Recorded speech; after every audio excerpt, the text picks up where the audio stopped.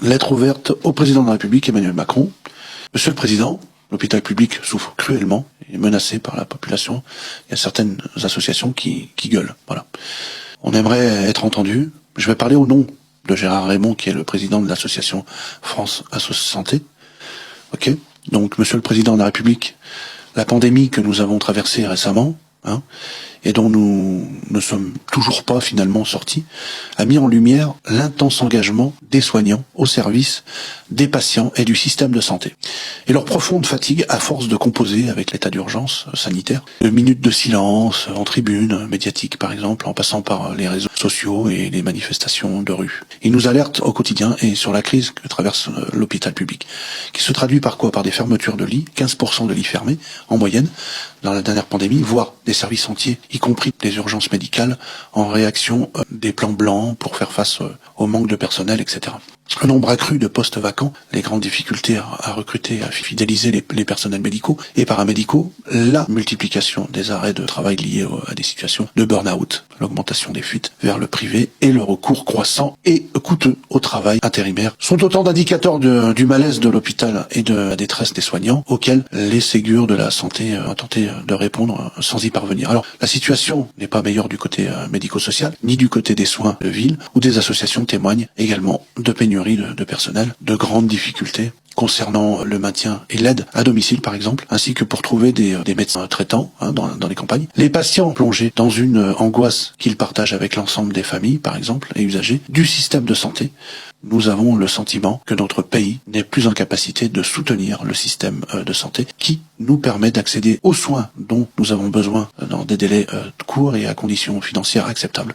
Cette crise prive certains d'entre nous de soins essentiels qui creusent de fortes inégalités entre les territoires et les établissements. Elle nous oblige à patienter trop longtemps pour un rendez-vous médical, à sortir trop tôt de l'hôpital et à subir la dégradation des conditions d'accueil et de prise en charge au motif qu'il n'y a plus ni de temps ni de moyens pour l'humanisation des soins. Dans un tel contexte, Monsieur le Président, combien de déprogrammations seront décidées et quels en seront l'impact pour la santé des personnes concernées? Dès aujourd'hui, comment garantir finalement la protection de la santé de tous, en tout lieu du territoire et à toute heure, du jour, de la nuit? Si l'hôpital, par exemple, craque et n'est plus en mesure d'assurer ni son accès à la qualité des soins, ni au même service minimum des urgences, alors concernant les soins non programmés, mais la crise a depuis plusieurs mois traversé les murs des urgences. De la même façon, cette crise pointe les défaillances de la permanence des soins, qui est la conséquence finalement de la désorganisation de l'offre de soins de premier recours et de la médecine libérale. Monsieur le Président, nous demandons des moyens qui soient mis en œuvre afin que les conséquences de cette crise ne se mesurent pas seulement en lits fermés et en nombre de personnel faisant défaut, mais aussi en chance perdue, voire en décès du côté des patients.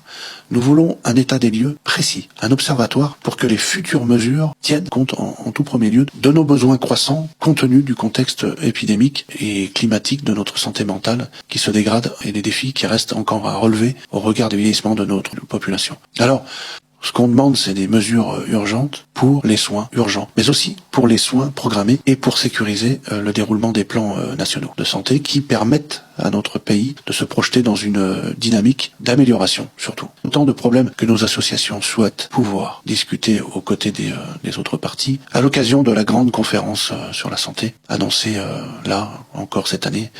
Ce serait quand même bien que vous intéressiez à ça. La France, il faut absolument qu'elle puisse avoir une amélioration sur le plan santé. Ce n'est pas normal que nous ayons un système de santé qui soit défaillant et cruellement en difficulté lorsqu'il y a une pandémie. Nous avons visiblement des moyens financiers qui sont incroyables.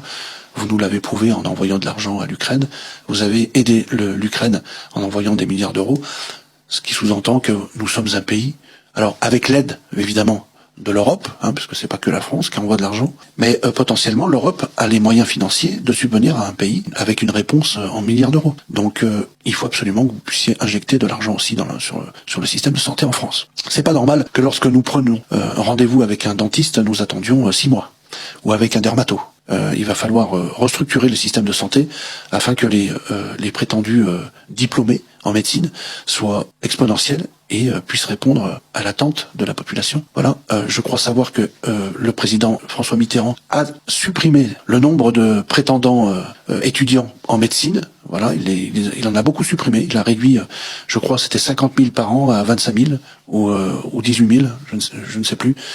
Et ça, il faut absolument changer ça. Voilà, parce que des moyens en France, nous en avons, et on manque cruellement de personnel de santé. Alors aussi, j'aimerais parler au nom des ambulanciers. Je suis un ambulancier diplômé d'État, chauffeur de taxi. Enfin, je me suis reconverti à cause du problème de santé. Le métier d'ambulancier, c'est les problèmes de rachis cervical. Monsieur le Président, cette demande que je vais vous faire là maintenant est très importante. Puissiez-vous, s'il vous plaît, faire que l'ambulancier soit sous le régime du ministère de la Santé et non pas sous le régime du ministère des Routiers. Parce que ça aussi c'est important et c'est pas du tout les mêmes payes. Un ambulancier, il fait 14 heures voire 15 heures de travail par jour, mais il fait un travail de surveillance. Il fait des bilans cliniques, surtout le diplômé. Il fait de la surveillance médicale, il fait des gestes d'urgence, il fait de la santé.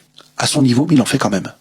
Il passe des bilans au centre 15 du SMUR. C'est les yeux du médecin quand il intervient à domicile. Il faut que l'ambulancier diplômé d'État soit reconnu par le ministère de la Santé, en tout cas, et qu'il puisse avoir un salaire et des conditions de salaire qui soient équivalents à celui qui est régi sous le ministère de la Santé. Voilà, ça c'était ma demande. Merci Monsieur le Président.